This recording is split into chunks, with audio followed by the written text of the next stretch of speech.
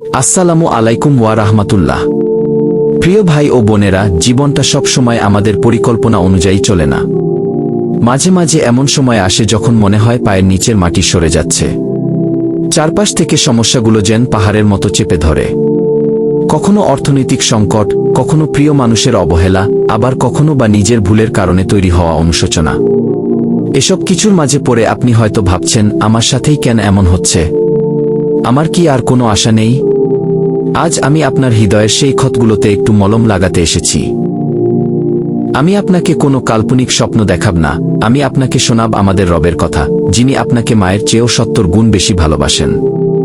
পবিত্র কুরআনে আল্লাহ তাআলা বলেছেন, লা তাকনাতু মির রাহমাতিল্লাহ, অর্থাৎ তোমরা আল্লাহর রহমত থেকে নিরাশ হয় না। একটু ভেবে দেখুন তো, যেই আল্লাহ আপনাকে একটি জমাট বাঁধা রক্তপিণ্ড থেকে সুন্দর মানুষ হিসেবে সৃষ্টি করেছেন, মায়ের পেটের সেই অন্ধকারের মধ্যে আপনাকে খাবার পৌঁছে দিয়েছেন, তিনি কি আজ আপনাকে ভুলে গেছেন? কখনোই না। আপনার বর্তমান পরিস্থিতি হয়তো কঠিন, কিন্তু মনে রাখবেন, সবর বা ধৈর্য হল মুমিনের সবচেয়ে বড় হাতিয়ার। আল্লাহ যখন কাউকে ভালোবাসেন, তাকেই তিনি পরীক্ষায় ফেলেন। লোহাকে যেমন আগুনে পুড়িয়ে খাঁটি ইস্পাত তৈরি করা হয়, তেমনি আল্লাহ আপনাকে কষ্টের আগুনে পুড়িয়ে খাঁটি সোনা বানাচ্ছেন। তাই চোখের পানি ফেলুন, কিন্তু তা জায়নামাজে, মানুষের সামনে নয়। আমরা অনেক সময় ভাবি, আমার অমুক বন্ধু কত সফল, তার কত টাকা, কত ক্ষমতা, আর আমি কিছুই করতে পারলাম না। এই তুলনা আমাদের শেষ করে দিচ্ছে। মনে রাখবেন, আল্লাহ কাউকেই সবকিছু দেন না। কাউকে তিনি সম্পদ দিয়ে পরীক্ষা করেন, কাউকে সম্পদ না দিয়ে পরীক্ষা করেন। আপনার যা নেই তা নিয়ে আফসোস করে সময় নষ্ট করবেন না, বরং আপনার যা আছে তা নিয়ে আল্লাহর শুকরিয়া আদায় করুন। হতাশা আসলে শয়তানের একটি ফাঁদ। শয়তান চায় আপনি বিশ্বাস হারিয়ে ফেলুন। সে চায় আপনি ভাবুন যে আপনার ভবিষ্যৎ অন্ধকার। কিন্তু একজন মুমিন হিসেবে আপনাকে বিশ্বাস করতে হবে তাকদিরে। রাসূলুল্লাহ বলেছেন, যা তোমার কপালে লেখা আছে তা দুটি পাহাড়ের মাঝখানে থাকলেও তোমার কাছে আসবে, আর যা তোমার কপালে নেই তা তুমি শত চেষ্টা করেও ধরে রাখতে পারবে না। এই বিশ্বাসটা যার অন্তরে গেঁথে যায়, পৃথিবীর কোনো ডিপ্রেশন তাকে কাবু করতে পারে না। আল্লাহর ওয়াদা সত্য। তিনি বলেছেন, কষ্টের সাথেই স্বস্তি আছে, কি খেয়াল করুন, কষ্টের পরে নয়, কষ্টের সাথেই। অর্থাৎ যেই মুহূর্তে আপনার বিপদ এসেছে, ঠিক সেই মুহূর্তেই আল্লাহ সেখান থেকে বের হওয়ার একটা দরজাও তৈরি করে রেখেছেন। চাবিটা শুধু আপনাকে খুঁজে নিতে হবে। আর সেই চাবি হল ধৈর্য এবং সালাত। আপনি কি পাপের ভারে নুয়ে পড়েছেন? মনে হচ্ছে এত গুনাহ করেছি যে আল্লাহ আর মাফ করবেন না? শুনুন, আপনার পাপ যদি আকাশ সমানও হয়, আল্লাহর দয়া তার চেয়েও বিশাল। তিনি তো সেই রব, যিনি অপেক্ষা করেন কখন বান্দা একবার উইয়া আল্লাহ কি বলে ডাক দিবে। আপনি যদি এক বিঘত তার দিকে এগিয়ে যান, তিনি এক হাত এগিয়ে আসেন। আপনি হেঁটে গেলে তিনি দৌড়ে আসেন। তাহলে কেন এই হতাশা? অতীত নিয়ে পড়ে থাকবেন না। যা গত হয়েছে তা আপনি হাজার কোটি টাকা খরচ করেও আর ফেরত আনতে পারবেন না। কিন্তু ভবিষ্যৎ আপনার হাতে। আজ এই মুহূর্ত থেকে সিদ্ধান্ত নিন। ও করে 2 রাকাত নামাজ পড়ুন।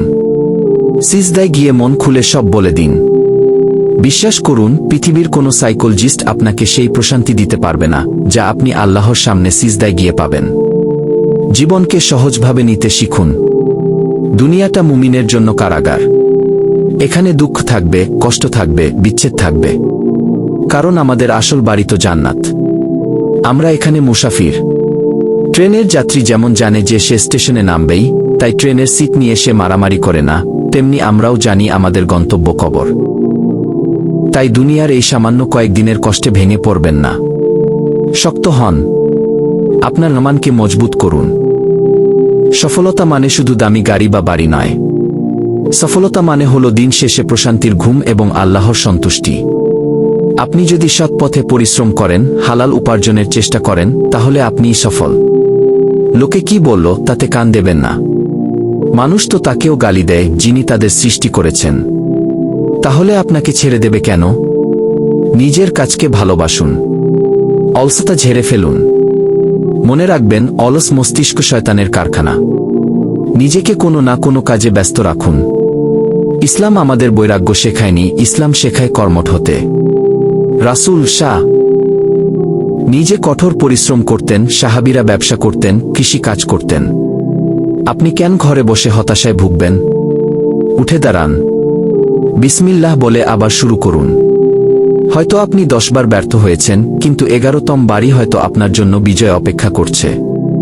আল্লাহর কাছে দোয়ার শক্তি অপরিসীম। দোয়া ভাগ্যকে বদলে দিতে পারে, কিন্তু দোয়ার ফলাফল পাওয়ার জন্য তাড়াহুড়ো করবেন না। ইব্রাহিম বৃদ্ধ বয়সে সন্তান চেয়েছিলেন, আল্লাহ অনেক পরে দিয়েছেন।